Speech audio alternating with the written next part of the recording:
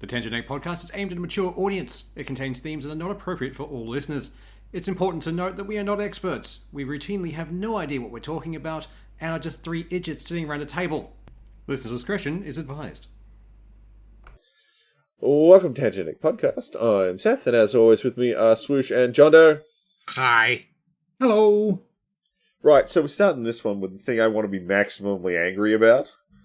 Ooh, excellent. Maximum anger. I'm not going to lie, in my head it said that, but it's the suit voice from Crisis. It was just, maximum over anger. So, I'm going to run this through, and then I'm going to tell you why I'm pissed. So, we've recently found out that Microsoft is looking to close Ninja Theory, the guys who made the Hellblade games, which you may have seen at the Game Award, not Game Awards, the Summer Games Fest. I was quite happy to see it there, because I like the Hellblade games. Yeah, it looked good. Yeah. And the way I've seen this reported in a number of places is that Microsoft put that ad up on Game Fest essentially to help Ninja Theory find someone else to fund them. And that's the basic of what we sort of know. I don't believe that in the slightest from fucking Microsoft. That's too nice. That's too much of a nice thing for Microsoft to do. At the same time, it's kind of a massive dick move, even without the other stuff. Hey, Ninja Theory, we're closing your studio. Yeah. So you don't even get to enjoy the fact that the game you built is going to be shown off at the biggest gaming trailer event outside of the Game Awards at the end of the year. So you don't even get to enjoy the hype of that. You're already dead in the water. There's already a clock on your studio. So I think that's a cunt move in of Fucking itself. earth it is. Agreed, definitely. Now, it seems like Microsoft wants someone to purchase Ninja Theory.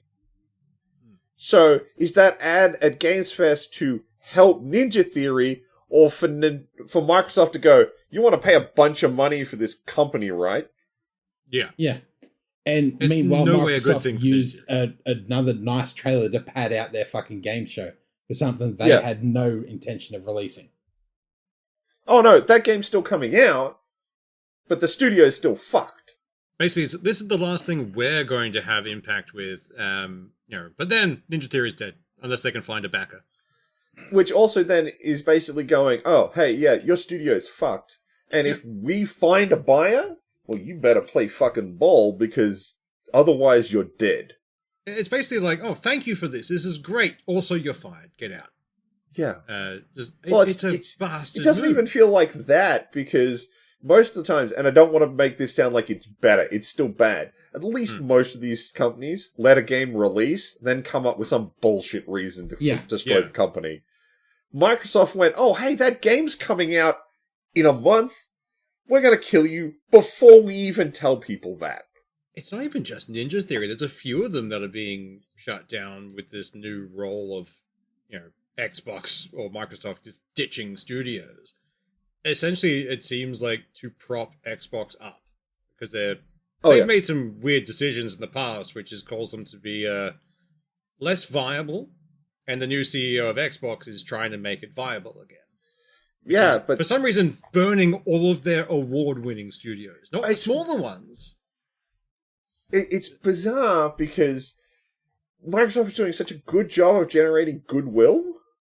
They were. Look, I want to point out that I'm just a fan of games, so I don't know a lot of the ins and outs of the industry. But they spent a lot of time shoveling every bad decision that was ever made in the last, 10 years onto Phil Spencer. Yeah. I don't know. The logo was green again. Thank fuck. I don't know what he was, if he was actually a shit kind of a dude or not, but he always presented quite well. Which is a quality for someone you're going to put in front of an audience all the time. So, it could be completely manufactured. And he may have had more influence than I'm aware of, or less influence. I really do not know. But they basically went, if it was bad, Phil did it. We've got someone new in, and they're not going to be Phil. Okay, We were a little like, you're really going to do that? And they're like, we're pulling the AI component out of the fucking Xbox Game Pass. We lowered the prices a bit again. We're doing exclusives again, guys. Look! Yeah. As much as that exclusive was possibly also going to PlayStation at some point. Yeah. That's right, because that was the one that had the weird thing at the end of the trailer, wasn't it? It's like, It was for Gears of War E-Day. The final image had PlayStation as one of the releasing logos. That's right. And when they got called out on it, Microsoft basically went, no, we weren't doing that. We were never putting it on play. It was always an exclusive. We swear. Which was such a dumb thing to have done. But still, they were like, we're going to do exclusives again. So it's like, maybe we're going to get, like, I don't think we'll ever get fucking 360 era Microsoft Xbox back. But, man, it was like, man, you're saying all the right stuff. Yeah. And in the background, they were kicking Ninja Theory in the dick. Problem is, like, now I'm so jaded with companies when I see them doing, she's like, you're saying all the right things. What have you done? What horrors are you about to unleash on me? I don't trust them anymore. I'm just too jaded. This just feels like a new level of dick, though. And the games industry has gone through a lot of, like, fucked up things. This is just a new version. Yeah, but, like, at least before it was like, I could feel bad for the studio. You tried, they set an arbitrary goal you couldn't hit. I'm sorry. This time around, it's just like, man, you couldn't let them have a win at all. Yeah. Like, just give them a week. Like, let the game show go ahead. Let them celebrate their fucking game. Like, you did a great thing. Look at this. People fucking like this. People want it.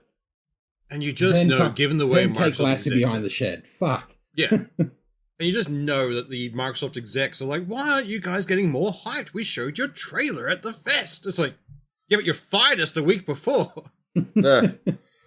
I honestly believe that they're like, how can we make some quick cash? Yeah. We need to sell a studio, but we don't want to look desperate. How about if we just say we're closing them down, and if you'd like to buy them, it's an option. But you need to buy them from us. We need the money. So we're going to close the studio. We need to close the studio, but their trailer's already in the video. Fuck it, let's just do it anyway. Like, I mean, they've already made the game, and we can't write it off for tax, so I guess we'll release it. I'm annoyed because I really like Ninja Theory as the studio. They are firmly in the AA area, and they do an amazing job on nothing budgets. Which generally means their games are profitable quickly. Yeah. AA is the way to go. Unlike when fucking Gears of War E-Day comes out, that thing's gonna sell gangbusters, or they're not gonna make any money. Yeah. Even if they sell gangbusters, they might not make money. Because if I recall, last time I saw a figure about it, it cost something like $400 million to make. Jesus. Do you know how many copies you have to sell to get that back? I kind of want to know. Office. I need a calculator, because I can't do that level of quick math in my head. I don't know how the AAA gaming industry hasn't figured out that just throwing money at something and raising the price doesn't guarantee a good game. It just makes more slop. So, look, if it sells well, it'll actually probably make its money back pretty quick. So, if it... Oh, wait, no, I did that wrong. I need to do some more conversion, because what's the fucking game price in the States? Like 79. It's like 79, $80. Alright, let's say $80. Okay, that's actually not that bad. Wait, hang on. Might help if I did this as a million, not... How many fucking zeros in a million? 1 followed by 6 zeros. Yeah. That's for 1 million. That's 1 million. So 400 would be 9 zeros. 8. 8? Oh, yeah, sorry. 1, 2, 3, 4, 5, 6, 7, 8. They need to sell 5 million copies to make their money back. In the US alone. Yes. Not worldwide. Yeah. Well, that's just because it's a US number. Yeah. Yeah.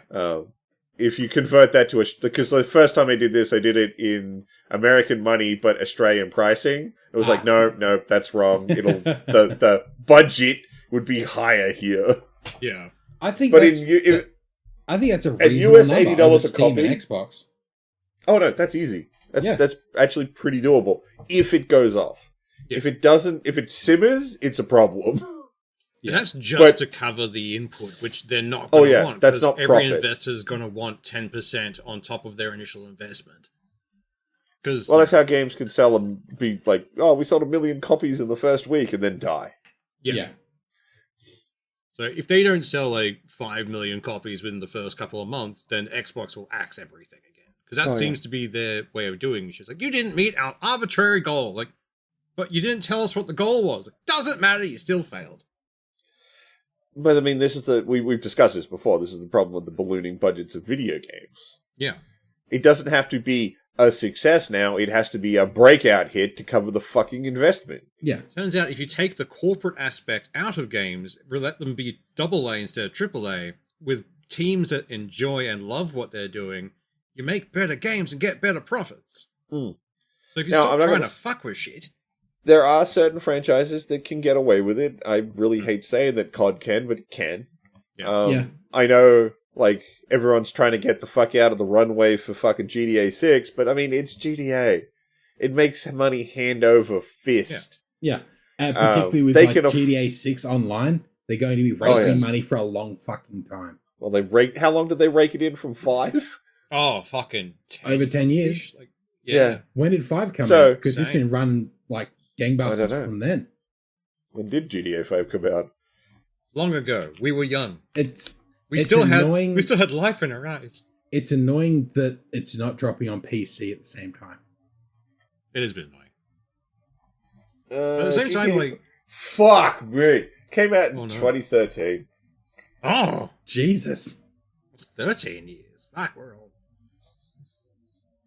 But it's one of those things where, for the diehard GTA fans, they're gonna get this, and there's a lot of them. I've been turned off it just because I'm sick of seeing it everywhere. Like, every meme, GTA 6, like, can you fuck off, please? I don't care enough. It's gonna get delayed again, leave me alone. I mean, it's delayed for PC anyway. Yeah. But like, I got tired. I got burnt out on like the marketing for it. Like, go away. I'm not buying this at launch anymore. You piss me off. I had a point. It's gone now. I may have derailed the train of thought there. There were no survivors. Why was they bringing up GTA 6? What the fuck? Oh, because it was one of the few, AAA games I can get away with. It's a AAA game that can have an absurd budget and cook for fucking years and be like, we'll make it back. We'll be fine. Yeah. We're good. But so many other studios can't. Yeah. Or the taskmasters need so much profit back from it that it's unreasonable. I'm just happy we're starting to see smaller studios say no when these big companies try to buy them. Yeah. Like, it's one of the things like, oh, we want to buy you. Fuck off. If we wanted to be shut down, we'd do it ourselves. Or they try to work in favorable terms. Yeah. Like what the Subnautica guys did with Crafton. Yeah, they're like, to pay hey, that shit out. Yeah, I know, right? So good. But no other company's going to fall residual for that again. Like, oh no. Particularly if they've got like such a game that would go off like that. No fucking... It'll never work again. I know, but I'm just saying, like, stuff like that. Yeah. Things that are good for the studio, because these smaller studios it seems like they're realizing, well, if you're going to treat us disposably, we're going to get the blood from the stone. Yeah. Pretty much, which is the best way of going, because like a lot of smaller studios went in being purchased by Microsoft. It's like, oh, fuck yeah, we've made it big. It's like being picked up by a record label. No, this is different. They're going to harvest your organs. It is just like being picked up like a record label. They're going to harvest your organs and leave you in a bathtub full of ice. Like, they don't care about you. If you have the chance to put in your contract that if you fuck me over, I get this, then yes, do it. Absolutely. They're going to fuck you. Fuck them right back. 100%. Or, if it is viable, don't. Yeah. Like, if you're already making profit, stick with it. Independent publishing is easier than ever. Especially with Steam. Yeah. all the others. The variety of platforms you can release on and get potential some level of immediate kickback is phenomenal. And games are breaking out left and right these days. I'm really glad we're also seeing that apply to the movie industry now, because we've had 3 movies done by YouTubers that have reached #1 at the box office. Really? There was 2 horror ones that came out recently, Obsession Well, there was Iron and Lung. The Backrooms, and Iron Lung before them. I didn't hear anything good about the Backrooms. I was hearing that movie was pretty trash. Well, that's the thing. I have heard mixed results. Some people saying it's great, and others people just saying it's horrible. And a lot of it comes down to there are so many versions of Backrooms lore. They were like, it wasn't my preferred version of lore, and having the chud hissy fits. So it probably doesn't help that YouTuber did that really good little short set on the Backrooms, which kind of tilted everyone's opinion on the thing. So it's probably slightly poisoned the well on this movie. I mean, the worst part about the releases has apparently been the fan bases for these things. Look at the Amazing Digital Circus. The amount of memes coming out for that, of people having to wear hazmat suits to try and clean out the theater. And people just not shutting up during movies. Apparently, movie etiquette is dead. So that's fun. Yeah. I can somewhat attest to this. We went and saw the Mandalorian Grogu movie. There was this fucking kid in front of us who was just on his phone the entire time. Why did you come to the movie, cunt? Right? I don't get it. If it was a small kid, all right, they have an attention span for that. But this kid was clearly 17, 18. It's what the fuck? I mean, I shut the fuck up when the movie starts, but I remember one time when we went to see something, a couple behind me told me to be quiet because I was talking over the ads. Oh, I remember that one. I think I was there for that. All I could think of in my head was these people think you have to be quiet the whole time you're in the theater. No, it's once the movie starts. Yeah. Once those curtains go slightly further out, it's oh, everyone shut the fuck up. We're doing the thing now. Yeah, pretty much. Lock in. We're watching a stuff. I mean, nothing will beat the time a dude threatened to fight me in a car park. I remember that when you mentioned it. You weren't there for that one. No, I remember you telling the story a while back. Yeah, I was at I went to some friends down to Australia Fair to watch, I think it was Age of Ultron. And the dude in the chair next to me kept falling asleep and snoring, so I nudged him awake. Then he went back to sleep and started snoring again, so I nudged him awake again. So he went and he asked if I wanted to meet him outside in the car park. At which point I ignored him because I wanted to keep watching the movie. And then he tried to get me thrown out of the cinema by telling an usher I was touching him for no reason. There was a reason. He was snoring. Well, once I told the usher, they're like, oh, okay. And I got left alone. And he never came back in. Oh, he probably had a Karen moment screaming and swearing. And then realized he's not going to get fucking anywhere. And then would have stormed out, as you do as a Karen. Oh, and we were in gold class, so it's fuck you, I'm watching a movie in gold class. I am not having some cunt sit next to me and snore through this fucking movie. Yeah, not at gold class prices. Who the fuck goes to the movie and falls asleep? How can you fall asleep? I'm partially deaf and I can't fall asleep in that loud. I fell asleep in, it was one of the times when we went to Supernova. I fell asleep in a late night showing of 300, so... I remember falling asleep when I was in primary school, and we got as a year group we got sent to see Jumanji when it very first came out. Ooh. And the minute it started raining, I burnt. Gone. I slept for the rest of the fucking movie. It wasn't until years later that we hired it on VHS that I actually got to see the end of fucking Jumanji. The Queenslander, and you just went, right. The rains are here. Sleep now. Hibernation mode. Hey, the sound of rain just pitter-pattering off stuff is Queensland ASMR. Oh, absolutely. Even better if it's a tin roof. That's your off button for every Queenslander. Right. Actually, there's a weird thing about being in Brisbane, because we don't get storms like we used to get up north, because I'm used to, basically tropical cyclone storms back up home. And I miss, 2 to 3 day-long storms. And anytime I tell someone, like, I missed those, everyone's like, what the fuck's wrong with you? It's like, no, you don't get it. It's just so comfy. It's been raining here for almost 2 weeks now. And it's a constant fucking drizzle with wind. I mean, the drizzle isn't as great. So it has to be like heavy enough to make a bit of noise. Yeah. The fuck were we even talking about? Oh, right, the games industry being shit. Yeah. I mean, EA's launching its EA advertisement program to put real ads in their video games. Whoever fucking put this forward in whatever board meeting it was needs to be found, drawn, and quartered. But EA's been doing that for a good while. They've had the patent for it. They've had advertising deals with a lot of companies. A lot of previous FIFA games have had it on like the sides of the fields or the billboards. So yeah. Battlefield has had now, fucking Logitech ones, but now they update.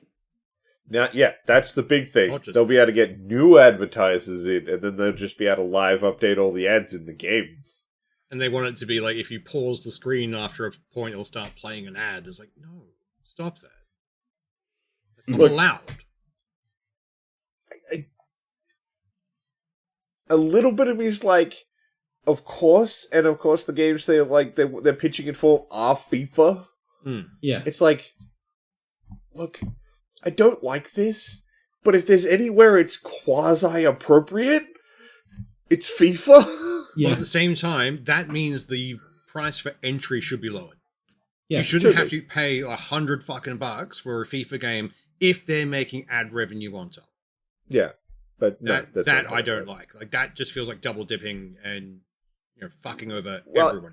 Even then, like even if you were like, okay, fine, they can do it in FIFA, it won't stay there. Oh yeah, within like 2 weeks I'll have another one. Yeah, it'll infect every product they ever make if you let them do it once. Yeah, fucking It'll earth. slowly go from FIFA to every other sports game, then to racing games, and it'll just keep going further and further. Well, they've already out. said they're planning on doing it in Battlefield. Like they're already planning on doing it in other games. This is just the very first iteration. They've said they're not stopping. Well, they're going to advertise in like Battlefield, because I remember the Apocalypse for YouTube, where what like, it is entire brands like, we don't want to be associated with this. In certain maps, there's billboards that are just off to the side of part of a broken cityscape, but the billboard's immaculate. That'll have an ad on it. A shop that's about to be destroyed may have a little A-frame. That'll now have an ad on it. There'll be posters on a wall in a room or whatever the fuck it is.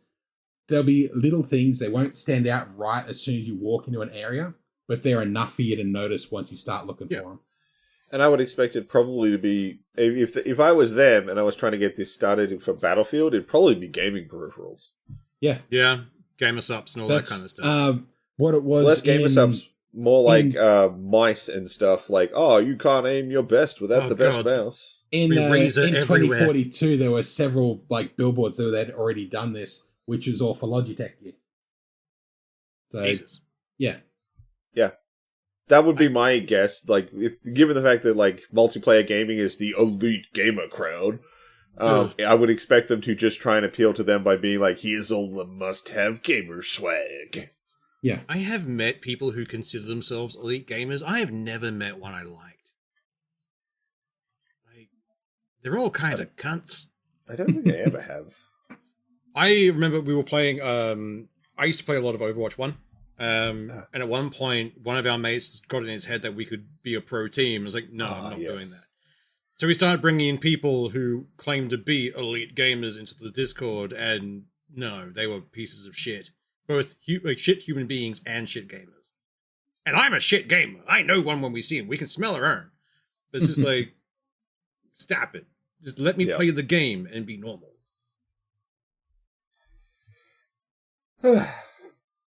Man, we had some feelings about that. Yeah. We had some strong feelings. We got caught up. We have strong feelings because it won't stop there. If EA gets away with it, other companies will do it. Particularly in the AAA space, particularly in the multiplayer space. It will not end there. It will not end well. And then it'll slowly infect every other part until everything's it'll just be Idiocracy, where he's got that massive TV, but all the sides are just ads. Actually, I saw a thing today that was like, everyone's saying like we're living through Idiocracy now. Except the president in Idiocracy knew when he was wrong and knew He had when a he needed to 3-point get plan that advice worked. from people. Yeah, and Yeah. listen to the experts. What we're living through now is not that. We're listening No. to, we got a fucking dude with a nuke button who does whatever the fuck he wants with his Cheeto-sized Cheeto dick. Yeah. In fact, I feel like that's being insulting to Cheetos. Oh, man. That was the G7 summit that happened recently. Apparently he's made a fool of himself there, which was kind of funny. I don't know about that. There's a few things that have popped up because it's a meeting of world leaders to discuss shit, and he's sitting at the fucking table, and you can see every other world leader trying not to laugh, except the Japanese prime minister, who was fucking giggling in the corner. Well, She was having a great time. In that, it's because he came out and said that they recently held an event on the White House lawn, meaning that fucking UFC fight, and it was the greatest thing the world has ever seen. All of you wish you could do that, but America's doing it because we're great, and you can see them actively laughing. Yeah. The dumbest thing about that is the fact that it's for Trump's birthday, not the fucking, like, America's 250th, which is what they kept pegging it as. But the American birthday, if you can call it, is their Independence Day. And it's like, we're not going to do it on Independence Day. We're going to do it for Trump's birthday. It's like, you narcissistic freak. Just don't. Well, given the fact that he had celebratory coins for the event that were $1,200 a piece, and some of those seats for that UFC fight cost $1 million. Yeah. My favorite thing is one of his kids got caught sniffing cocaine in 4K, basically. Get wrecked. So, some camera guy saw this happening, like zoomed in, and was like, yes, take the baggie up to the nose. Yes, keep the tight focus. Oh. Although, speaking of dumb shit happening with politicians, fuck, whoever fucking got that poster in behind Pauline Hanson, fucking... It's already been found out who Masterclass. it was. So 2 blokes from that Get Up Australia that have always laid shit on. They found video of them going into the facility 2 days beforehand. Like high vis on, walk in there and installing the thing. So and they know apparently, who like, did the it. venue's like, we're looking into our legal things. Like, Yeah. No, leave it be. Don't get yourself involved in politics, mate. Back away slowly and let them flounder. It's bad enough you had them at your fucking venue. The thing I think is hilarious about that in particular is it takes them so long to react to it. It's like a really slow scroll down of this thing. Like All the motorized fucking thing. way down, and all the presses are laughing at it. Like, is this real? Is this meant to happen? I mean, they also Before gave them so anyone much reacts. time for it. Because the punchline was at the bottom of the fucking poster, which is the first thing you see. Yeah. The second you see, like, the full thing of, like, I said no to raising the minimum wage, but took a massive pay thing for myself, someone should just run forward, like, nope. Yep. Yeah. But, yeah. But Because when I initially saw stuff about that, all I saw was just, like, the bottom quarter. yeah. So it was like, oh, it must have gotten stopped or pulled down or whatever. That's all they got out. And I was like, no, it got all the way down and was, like, there for a bit before someone starts, like... It Couple of really looks like staffers they were ran trying to, over and like, ripped it beat it down. They couldn't even pull it down properly. It's funny, like, you see, like, a lot of the footage is, like, just a portrait of her, and you just see the yellow bar just come down. You're like, what the fuck is that? And then it zooms out to all the presses, and the whole thing is like, oh my god. The thing I think is hilarious is I saw lots of news articles talking about this, and they were talking about how they attempted to hijack. Guys, they fucking did. They did. There's no attempt here. Yeah. No one cares about what the fuck she said at that event. All anyone remembers is she got burned hard. Oh, yeah. And it proves that they're not ready for, the job of being a prime minister or being in charge of shit. They couldn't even handle this properly. Anytime I see anything talking about how she's doing well in the polls, it's like, what fucking country do I live in right now? The problem I have is it's everywhere on my fucking socials. Like, just Pauline Hanson is back in the limelight, and I fucking hate it. I thought we got rid of her.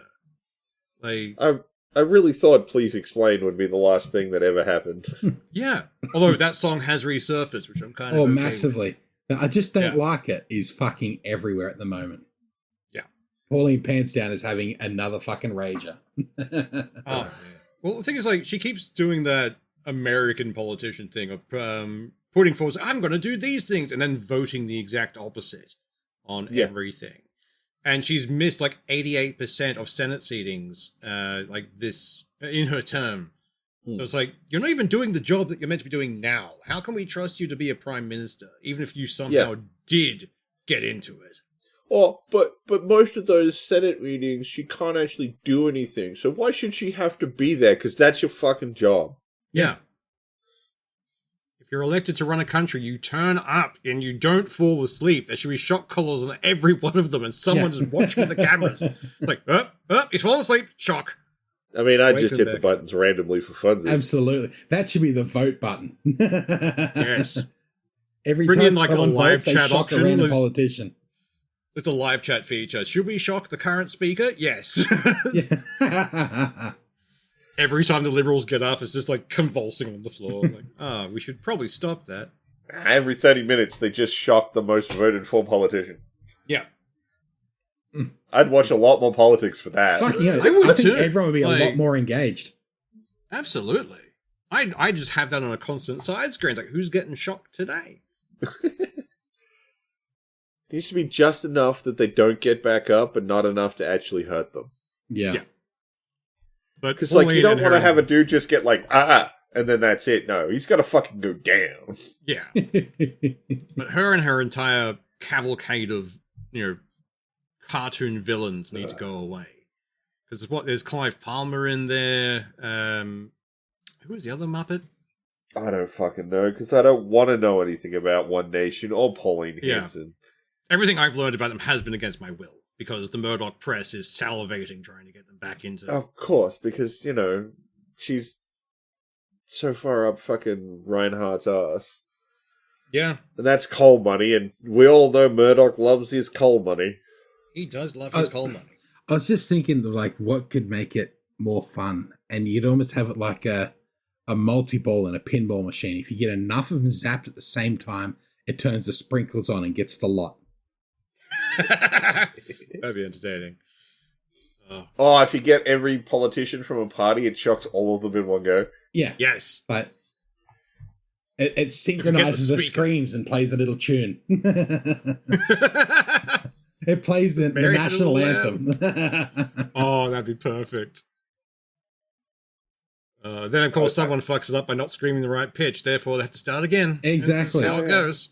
Can't leave it unfinished. That's the national anthem. Thank you.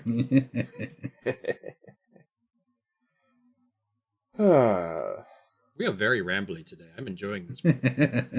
Oh, look, man, I've been working some long-ass hours this week. My brain's half cooked. Yeah, no, that's fair. That's why I was like, I'm going to start with things I'm very passionate about, because I can be awake enough for that. Yeah. Like, everyone's been talking about this new fucking thing that's come out where they can replicate a video using text ASCII. fonts. Yeah. Which is ASCII. really cool, but I think it's like, it's just kind of cool. I don't think anything's going to come of it. Yeah. It's literally old fucking 4chan days where people make images out of ASCII. Yeah. It's Well, it's one of those things where they're trying to get it to a point where you're not reliant on, like, YouTube, which can then just interject ads randomly, because it's like, we can just, like, it's a straight stream. You can't do anything about it. You can't interrupt it, which is cool. I get that. If it gets better, sure. But I definitionally can't, though.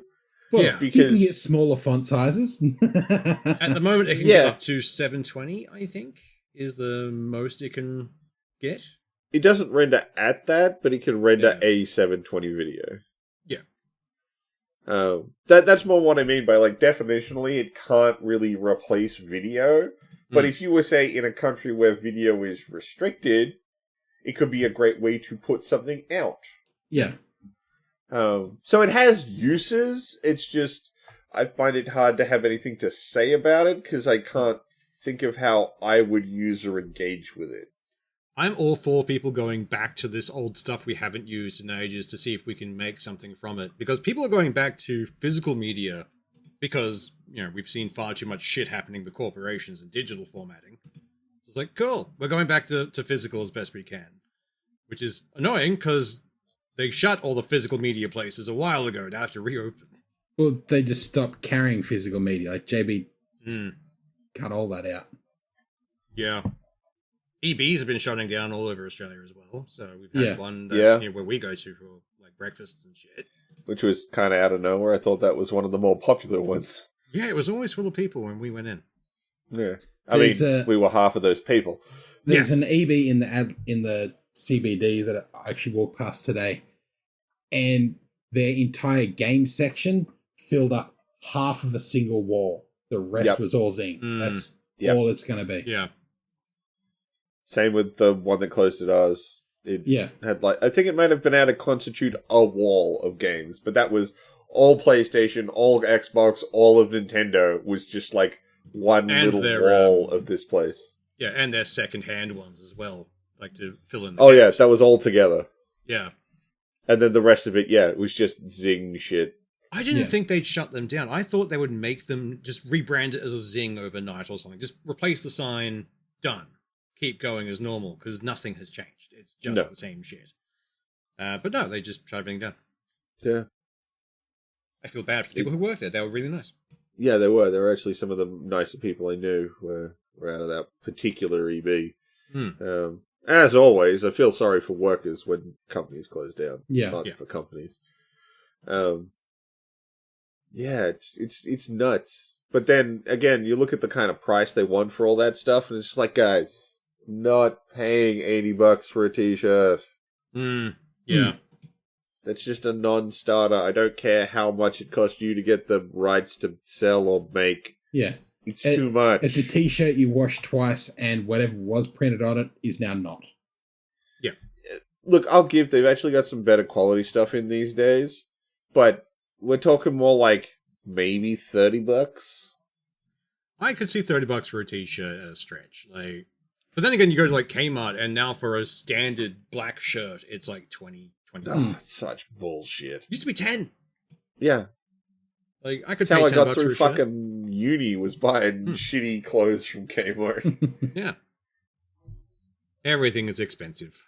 It's all on fire. We didn't even start the fire. No, we're just putting up with it. Right, so do we want to get on to the book stuff? Yeah, I think so. We can do that, yeah. So, I have a little bit of thing I'd like to talk about before that, though, before we get into last month's book and the next book we will be listening to.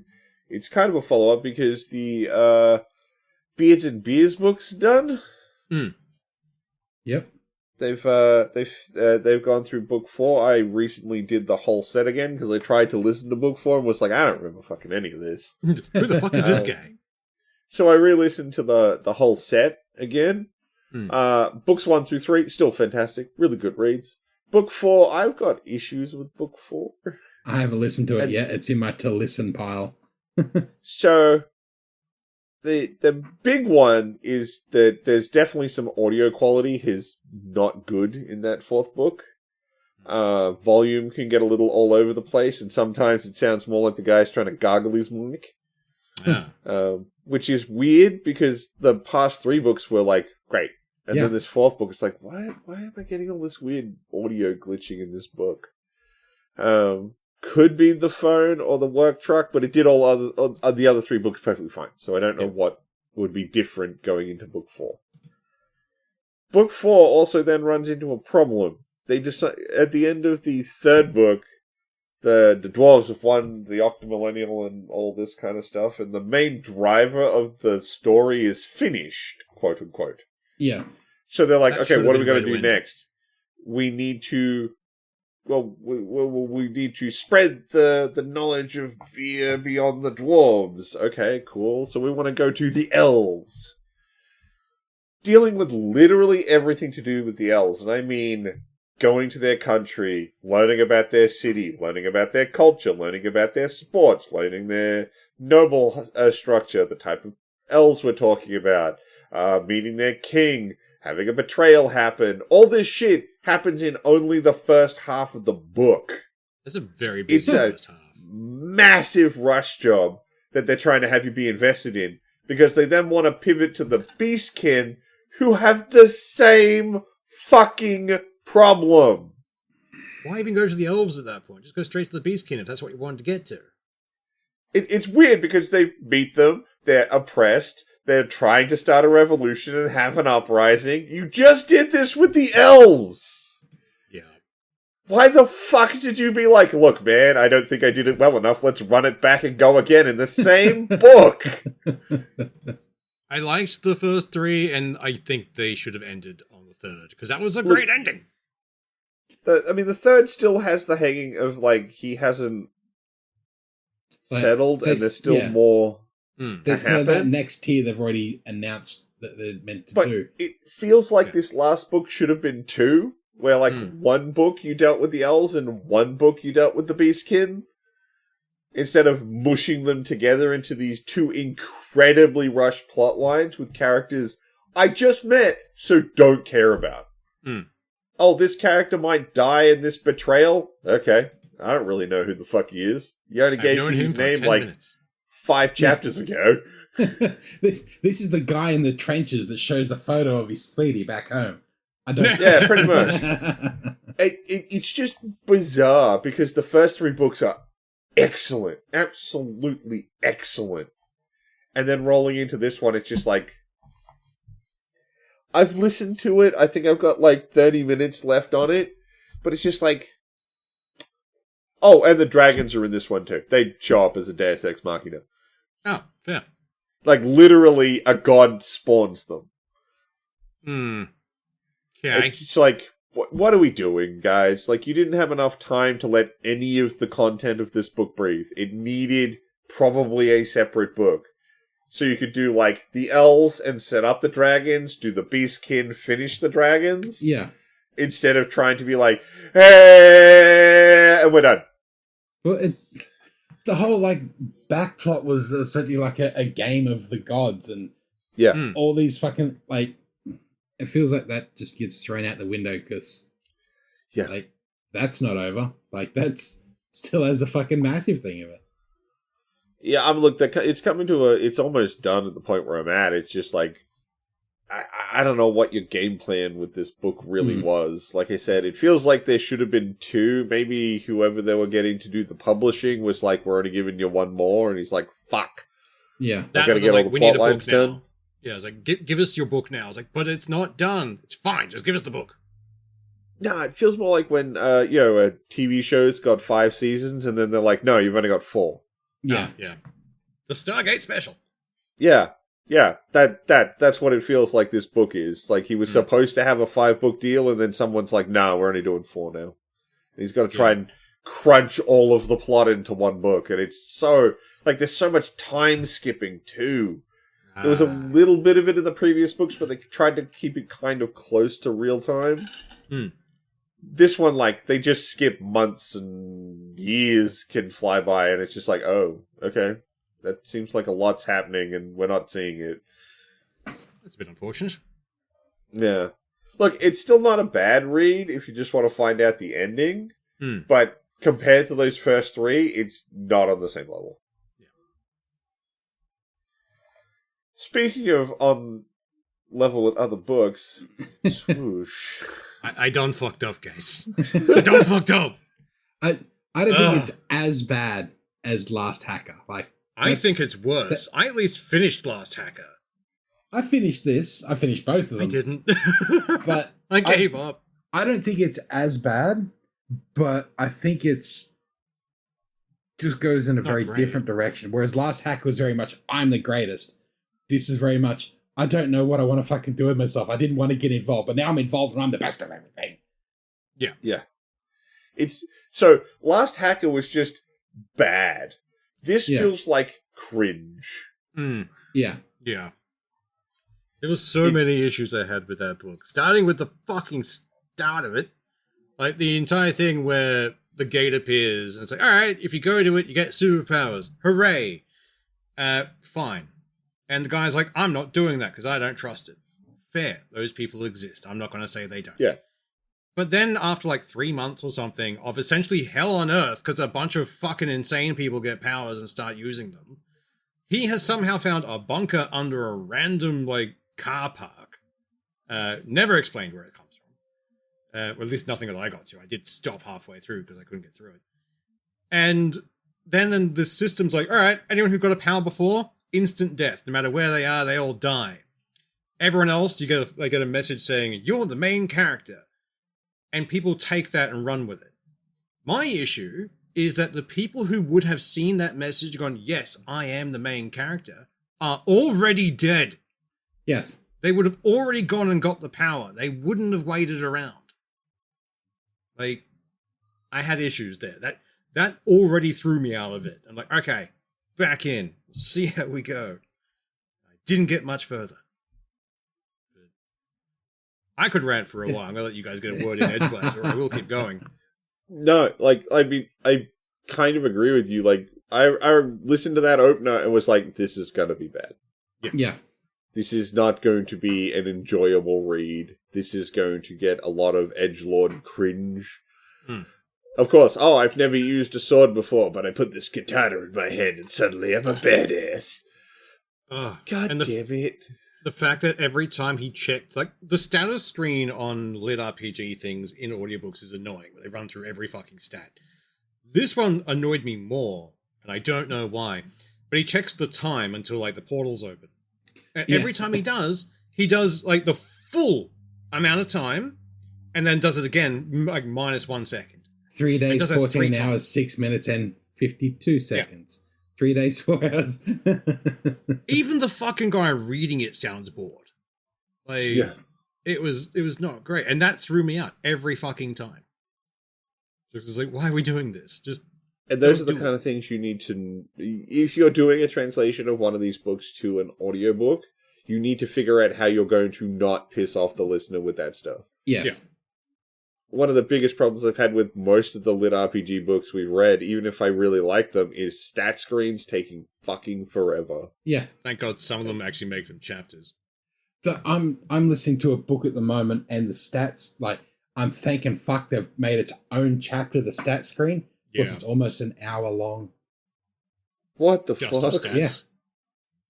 Jesus. Because they go through everything as well as full description of every single skill every fucking time. So as soon as they go, stats, skip. Yep. Continue. That's fair. At least they were kind enough to chapter it. Yeah. There was one of those ones we read where it wasn't a chapter at the start, but as the stat screen got longer, eventually they made it into chapters. Yeah. I can't remember what book it was. It might have been the 10 Realms or whatever it was. No, it wasn't 10 Realms. It was something. We read it more recently than 10 Realms. Fair enough. But like that I didn't mind because like when they're like, okay, this stat screen's getting a bit long, they're chapters now. Yeah. I've also read a few where they just blaze through them because they understand it's not relevant. Yeah. Or just tell me what's changed. That's all I care about. And even then, I barely care. So I mean, like I said, I just did Beers and Beers, and that has a stat screen in it. But it starts out being read quite slowly, but by the time you get into like book 3 and 4, the narrator's like, and then just fucking goes. Yeah, all one breath, as quickly as possible. And only ever stops on like thing that's new or reason why character looked at their stat sheet. Yeah. It doesn't indulge the whole thing. Or like when the Merchant Crab one I was reading, where it's just like an A to like a F to A rating of their ability, so it's like just super fast. Nice, which is what you want because it's the crab. He's not going to understand like complicated things. Because like stat screen in a book, you can skim it and find relevant information and skim over all the information you already know. But you've got to think about that shit with audiobooks and we're gonna say the time, we're gonna have one of his things be I'm obsessive about the time and then have it be laborious to get through is not a good way to do it. Oh, absolutely. But then there's the I will give the narrator credit. He's pretty good with a few things. but he can't keep accents together to save his life. What turned me off the book and made me stop, like, I had a visceral reaction when he tried doing an Australian accent. Oh, it's not good. It's legitimately ripped my headphones off. Like, no. And I tried going back after that. I could not get through that scene. I was done. I was checked out. That's someone who watched Crocodile Dundee once, said, I can do this. Yeah, pretty much. Also, every woman he voices is a Valley girl who, when there's more than one of them in a scene, I don't know who's talking at all. I will say some of this is down to the writing of the book as well, because some of the attacks he had with that fucking cat song. Oh, yeah. Just every time he used an ability, which was to summon a bunch of cats, had to sing this little fucking song. It's like, no, I'm done. Please stop. Skip that. Doesn't need to be here. So about you, Jondoe, what'd you think? Actually, no. What happened after the Australian accent? Because I didn't get past that. Tell me how this book continues, actually, because I don't know. He meets a character who actually seems interesting, who moves forward and then dies the next chapter, and it's all his fault because he dragged her into it.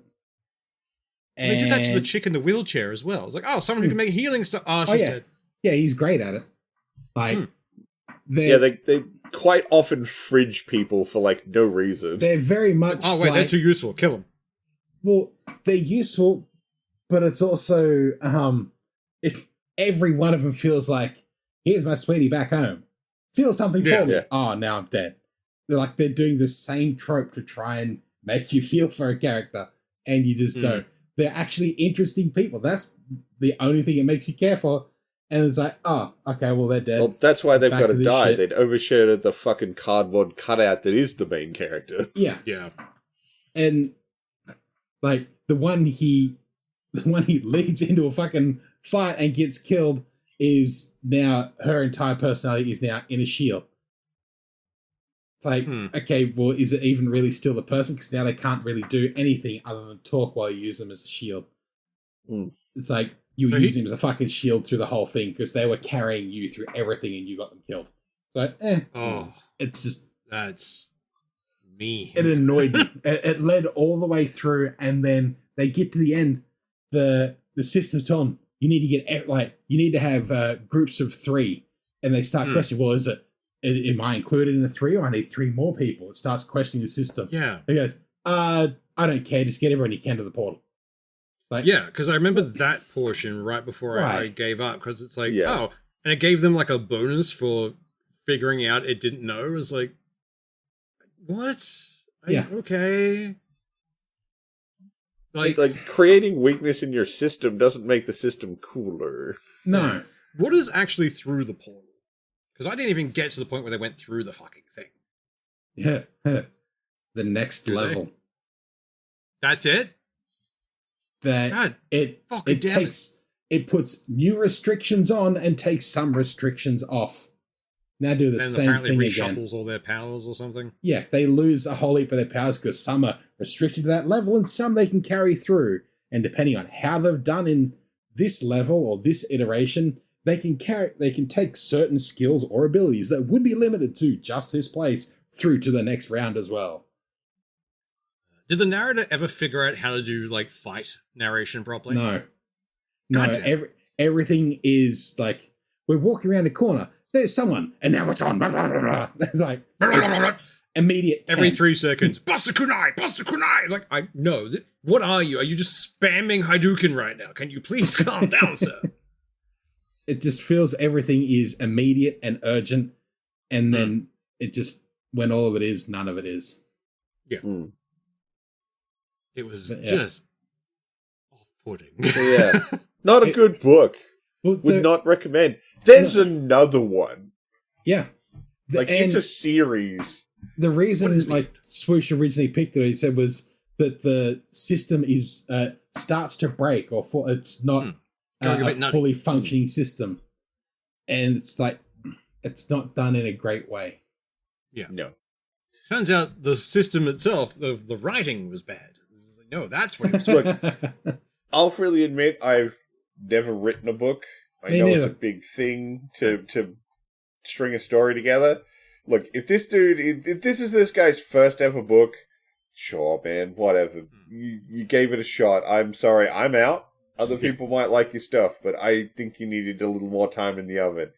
This is like some dude's like 10th book. Dude, what the fuck are you doing? Yeah. You should have gotten better at this by now. Yeah, there is a sequel, and I'm not picking it up because No. I couldn't even finish the first one. But how does this book actually end? We might as well spoil this so no one has the urge to go and listen to it. They get the rules of the next system. Yeah. That's it? It just sets up book 2. That's it. Ah. They have So there's one not fight. even, like... They have one fight against a giant spider, which is like just like every other fight. Oh my god, we're losing. Oh, let's do a thing, and now we're winning, and now it's over. Yeah. It's not good. No. Did And he then eventually it's- kill the chick in the raincoat? That's the only thing I remember. No. Ah, does she ever come back? Yes. Repeatedly. Oh, fair. Even to the point where it's like, now you're all in a safe zone, you can't hurt anyone, and she just walks up. Hi, how's it all going? That's the last of it. Until I'm guessing the next level. Yeah.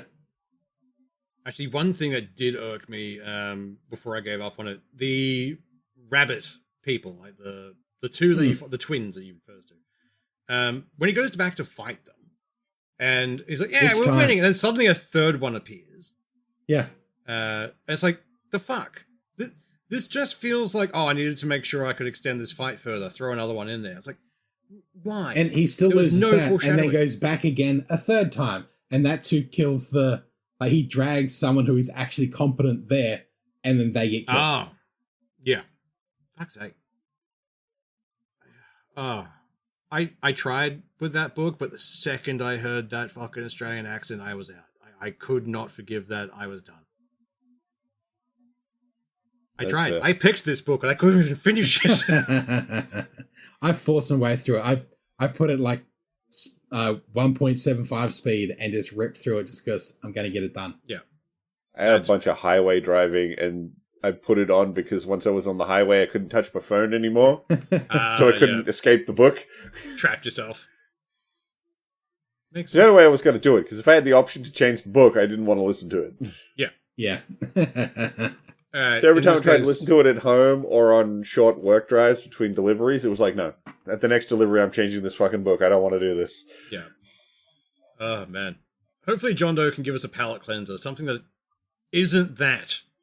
It's definitely not that. Yeah. It's Well, I do one of- believe he's actually picked a quite popular series. I have. This is like For one this of the exact primary series in the lit RPG genre.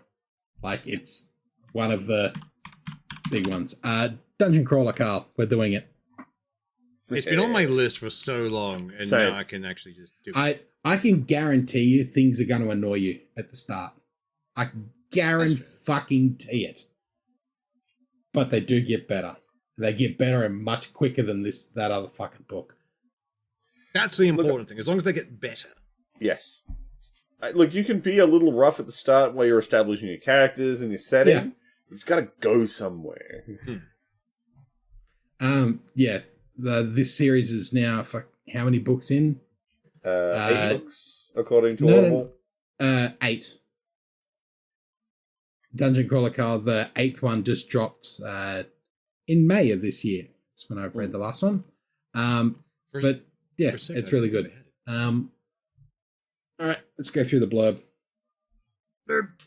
All right, Dungeon Crawler Carl, Matt Dinnerman, Jeff Hayes, yada yada. The apocalypse will be televised. A man, his ex-girlfriend's cat, a sadistic game show unlike anything in the universe. A dungeon crawler where survival depends on killing your prey in the most entertaining way possible. In a flash, every human erected construction on Earth, from Buckingham Palace to the tiniest of sheds, collapses in a heap, sinking into the ground. The buildings and all the people inside have been atomized and transformed into the dungeon. An 18-level labyrinth filled with traps, monsters, and loot. A dungeon so enormous it circles the entire globe. Only a few dare venture inside, but once you're in, you can't get out. And what's worse, each level has a time limit. You have but days to find a staircase to get down, or it's game over. In this game, it's not about your strength or dexterity. It's about your followers, your views, your clout. It's about building an audience and killing those goblins with style. You can't just survive here. You got to survive big. You got to fight with vigor, with excitement. You got to make them stand up and cheer. And if you do have that it factor, you may just find yourself with a following. That's the only way to truly survive in this game, with the help of the loot boxes dropped upon you by the generous benefactors watching from across the galaxy. Yeah, it's good. I've listened to all of them, and it's good. I want to share this because, yeah, this is what the last book was trying to be. Yeah. Okay. Like with the follower thing there, like I remember the other book had followers. I don't remember them ever doing anything, but They were a currency. oh, that's right. Yeah, he sacrificed and they screamed. Yes. Oh, and then right at the very end of it, they released the hunters, which the hunters are the ones that were killing your followers or sacrificing your followers. So in the next world, the more hunters you killed, the more your followers would be worth, because less of them would be killed when you purchase something. It was a fucking weird thing. That's strange. Yeah. But that's what it was trying to be this. This is fun. It is fucking weird. You're going to hate a few characters at the start, but they will grow on you.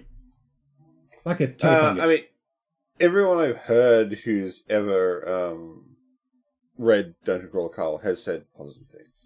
Yeah. I have not met anyone who's been like, this fucking book. Yeah. Like, it's about you turning a lot of into a people TV series. Oh, yeah. As well. Yeah. Very fun. Like, I know a few people have read Chrysalis. Yep. And I found opinions vary quite wildly on that book. You're either really into it or you're like, God damn it, there are too many ant puns in this fucking book. Yeah. Guess which camp I'm in. Actually, the thing that annoyed me way more about that book is simply that he called the main character Anthony. So then everything's Antony, and it's just like, this hurts my soul. Damn it, that was another one of those times where it's like, I had a point and it's fucking gone.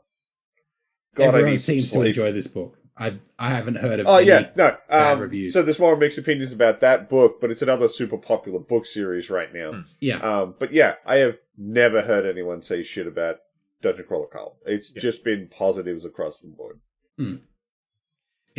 All I've heard is essentially everything good about it far overshadows anything that was bad, even at the start. Yeah. It's like, once it gets going, it's going. Yeah. And some voices will annoy you at the start, but again, they grow on you. Like a toe fungus. Yeah. On that delightful note, I think we'll round things out for this week. You all have a good one. Bye. See ya.